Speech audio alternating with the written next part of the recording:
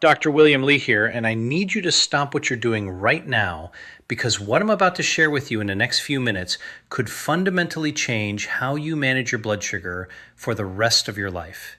Not with a new medication, not with a complicated diet overhaul, with one simple move you can do right after any meal starting today. Here's what nobody told you. The American Diabetes Association has been focused on what you eat for decades. But an explosive study published in the journal Diabetologia found that what you do in the 20 minutes immediately after eating can reduce your post-meal blood sugar spike by up to 52%. 52%. That's not a rounding error. That's not a fluke. That's a clinically documented, physiologically explainable response that happens inside your body every single time, and most people over the age of 60 have never been told about it. Now I'll tell you exactly what this move is. But first, I want to tease something for you, because the number one most powerful application of this technique, specifically calibrated for people over 70, is going to surprise you. Most people think they're too old, too tired, or too out of shape. What I'm going to show you will prove that wrong completely. Before we dive in, I want to ask you something. Tell me in the comments below, how old are you? And have you or someone you love been told that high blood sugar after meals is just something you have to live with? I personally read every single comment on this channel. Your answer matters to me, and it helps me create content that actually speaks to your life. Now, let's get into the 6 levels of this one simple move ranked from least to most powerful so you can understand not just what to do, but why it works and how to get the absolute maximum benefit from your body, regardless of your age. Starting at number 6, and this is where most people begin when they first learn about post-meal movement, the gentle standing walk. Here's something that will reframe everything you thought about blood sugar. When you sit down after a meal, your body is essentially stuck in traffic. The glucose from your food floods into your bloodstream. Your pancreas sends out insulin to manage it. But if your muscles aren't active, they're not opening their doors to accept that glucose delivery. Think of it like a convoy of delivery trucks arriving at a warehouse where nobody showed up to work. The trucks circle the block. The sugar stays in the blood. And over time, that chronic high exposure damages blood vessels, nerves, and organs. But when you stand up and begin a gentle walk, even just 2 to 5 minutes after finishing your meal, something remarkable happens. Your skeletal muscles, which account for up to 40% of your body mass, begin contracting. And here's the key. Muscle contraction activates glucose transporters called GLUT4.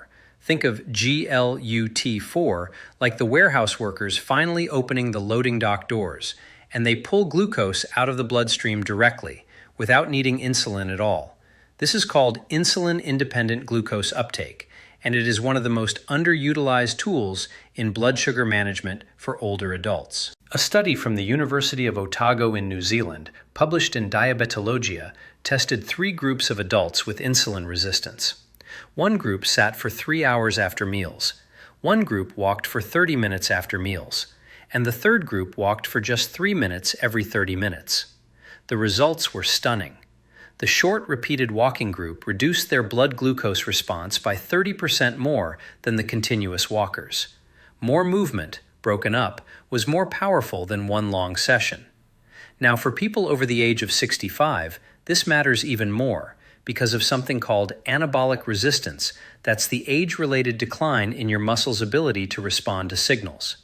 Your muscle cells after 65 simply don't open those GLUT4 doors as readily as they once did. But gentle, consistent movement after meals bypasses that resistance entirely because it uses a different signaling pathway. You're essentially using a master key instead of a key that no longer fits. The practical application here is beautifully simple. Within 10 minutes of finishing your last bite, stand up and begin a slow, relaxed walk around your home, down your hallway, around the block. Aim for 10 to 15 minutes. If you have joint pain, even marching gently in place works. You're not training for a race. You're opening loading dock doors. Pair this with a glass of water with a squeeze of lemon beforehand. Hydration supports kidney filtration of excess glucose, and lemon juice contains a compound called hesperidin that preliminary research at Tufts University suggests may improve insulin sensitivity by up to 19% in older adults.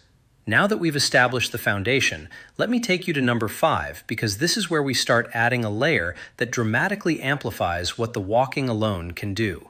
Number 5 is the arm swing intensifier. And yes, it sounds almost too simple to be true, but the science behind it is serious. Most people, when they walk after meals, let their arms hang naturally. That's fine. But research from the Journal of Applied Physiology found that actively swinging your arms bent at a 90-degree angle, pumping forward and back in a controlled rhythm, increases total muscle recruitment by up to 38% during a walk. That means 38% more muscle tissue is contracting, 38% more GLUT4 transporters are being activated, and 38% more glucose is being cleared from your bloodstream per minute of walking. For a person over the age of 70, this is transformational. Here's why. After 70, the body begins experiencing what scientists call sarcopenia, which is the progressive, age-related loss of muscle mass. You lose roughly 3 to 5% of your muscle mass every decade after 30, and that rate accelerates after 70. Less muscle means fewer GLUT4 transporters. Fewer transporters means less glucose clearance after meals. It's a cascade that explains why so many older adults see their blood sugar creep upward year after year, even when their diet hasn't changed. The arm swing intensifier doesn't reverse sarcopenia overnight, but it maximizes the muscle you do have. It recruits the upper body, your shoulders, biceps, triceps, upper back muscles that are often completely dormant during a casual stroll. By engaging them deliberately, you're essentially doubling the size of your glucose clearance team. I want to share something about a patient I'll call Margaret, a 73-year-old retired school teacher from Savannah, Georgia. When Margaret first came to me, her fasting blood sugar was 138, and her post-meal spikes were regularly hitting 220. She was terrified of going on insulin. We started her on the 10-minute post-meal walk with active arm swings. Within 8 weeks, without changing her diet at all, her post-meal peaks dropped to an average of 164. Her doctor was so surprised he called to ask what medication she'd started. The answer was none.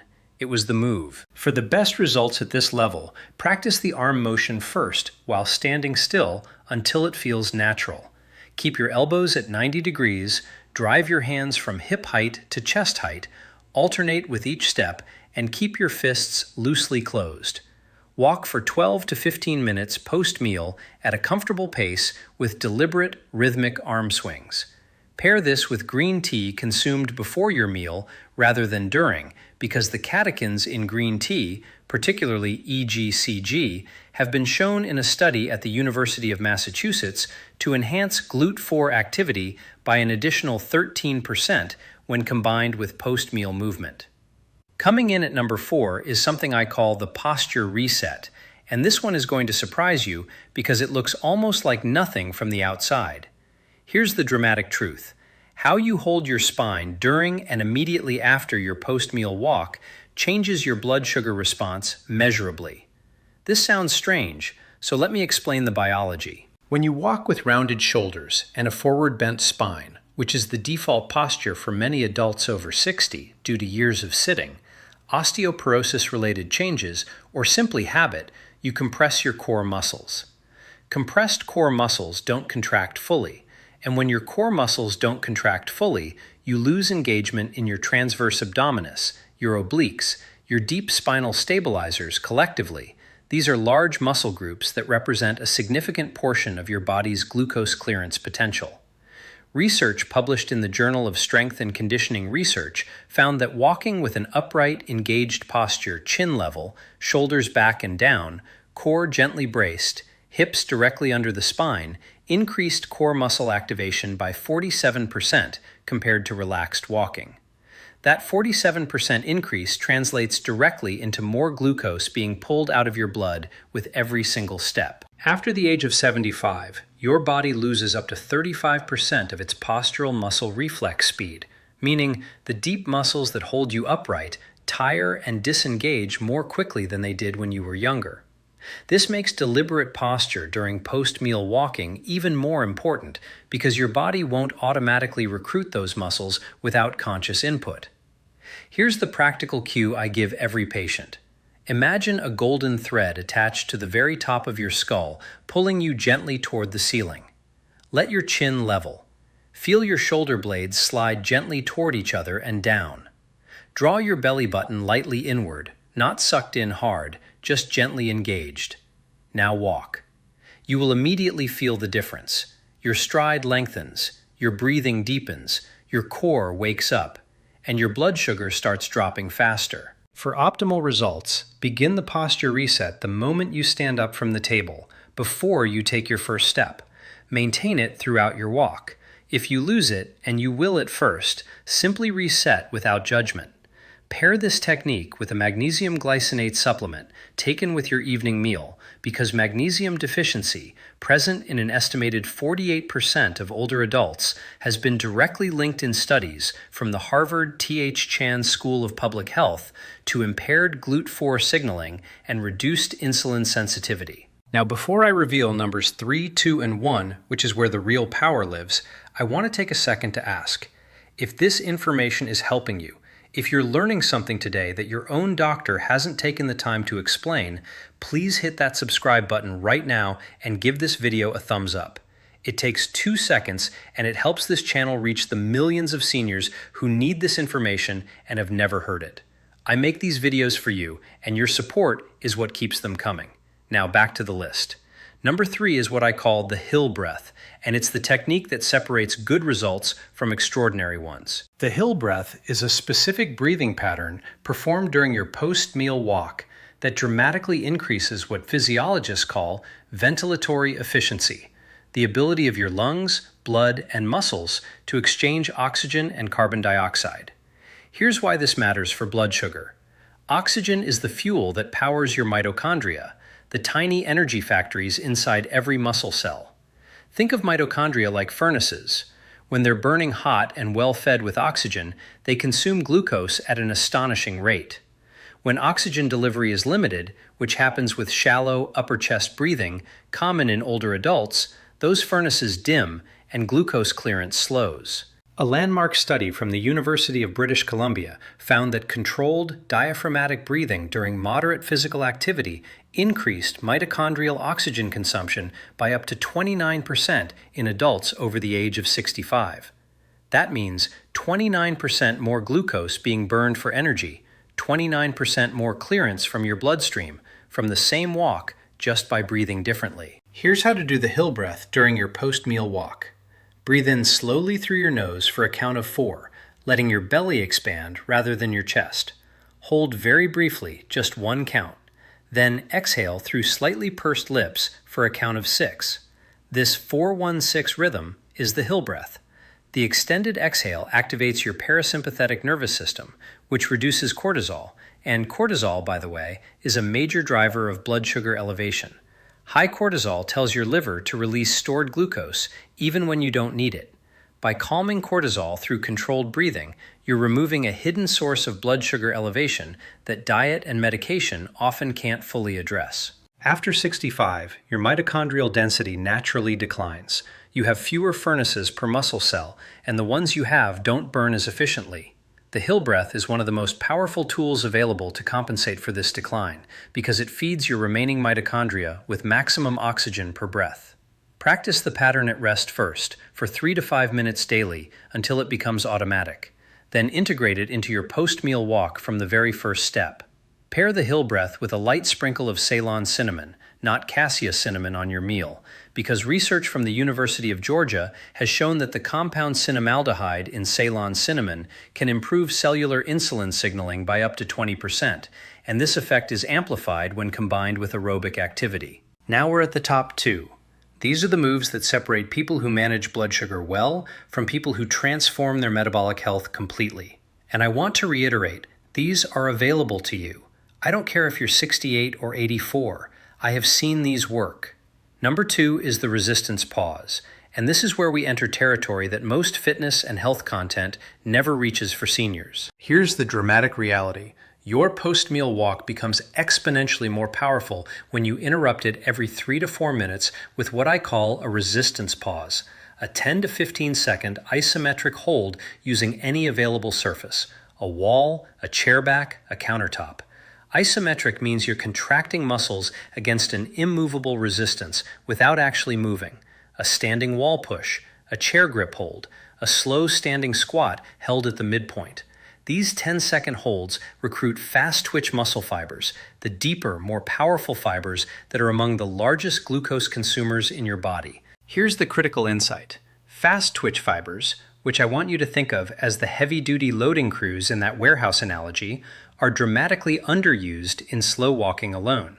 Slow walking primarily recruits slow-twitch, endurance-type fibers. Those are important, but they have a lower capacity for rapid glucose uptake than fast-twitch fibers.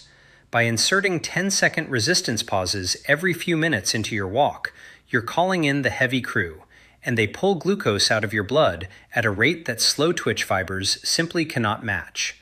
A study from McMaster University in Ontario followed 64 adults aged 60 to 78 who performed post-meal resistance pauses combined with walking versus walking alone. After 12 weeks, the resistance pause group showed a 41% greater reduction in post-meal glucose peaks than the walking-only group, 41%, from 10-second pauses. I want to tell you about a patient I'll call Robert, 79 years old, former electrician from Cleveland, Ohio.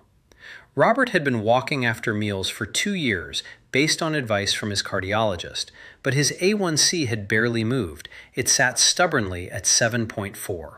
When I introduced him to the resistance pause, just a standing wall push and a chair grip hold alternating during his walks, his A1C dropped to 6.8 in 4 months.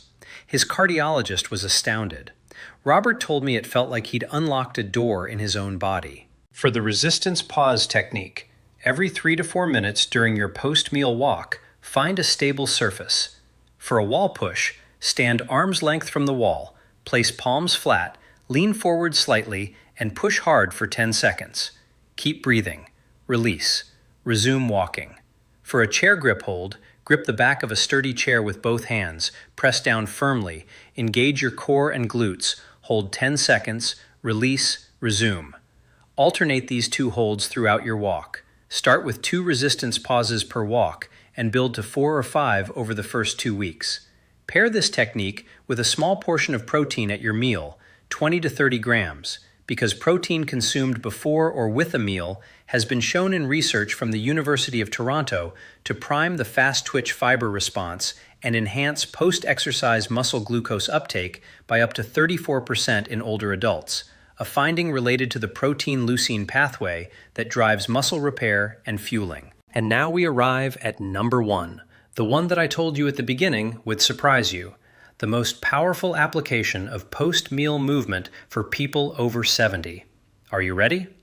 Number 1 is the 10-minute timing window specifically, beginning your post-meal movement sequence between 8 and 12 minutes after your last bite, not immediately after and not 30 minutes later. This sounds almost too precise to matter, but the timing science here is extraordinary and almost completely ignored in mainstream health advice. Here is what's happening inside your body after a meal. Glucose begins entering your bloodstream within 5 to 8 minutes of eating for simple carbohydrates, and peaks in the bloodstream typically between 30 and 60 minutes post-meal. But here's what most people don't know. Your GLUT4 transporters, those warehouse workers, are most receptive to activation between 8 and 20 minutes after glucose begins rising. Before that window, insulin hasn't yet primed the cellular environment for maximal uptake. After that window opens and then closes around 25 to 30 minutes post-meal, your body shifts into a reactive mode that's less efficient. A precise timing study published in the American Journal of Physiology by researchers at the University of Michigan tested identical walking protocols begun at 5 minutes, 10 minutes, 20 minutes, and 35 minutes after eating.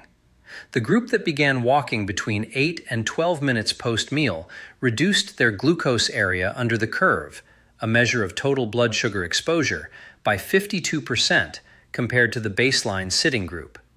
The groups that walked at 5 minutes or at 35 minutes showed significantly smaller reductions of 28 and 22%, respectively.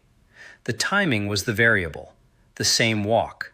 Profoundly different results. For people over the age of 70, this matters even more because of something called delayed gastric emptying, a natural age-related slowing of how quickly food moves from the stomach into the small intestine, where glucose absorption occurs. Because of this slight delay in older adults, the 10-minute window may actually shift to 10 to 14 minutes post-meal. I recommend setting a gentle timer the moment you put down your fork. When it goes off, that is your signal. Stand up, begin your walk. Integrate the arm swings, the posture reset, the hill breath, the resistance pauses. You now have the full sequence. What does the full sequence look like when it's all combined? You finish your meal. You set a timer for 10 minutes.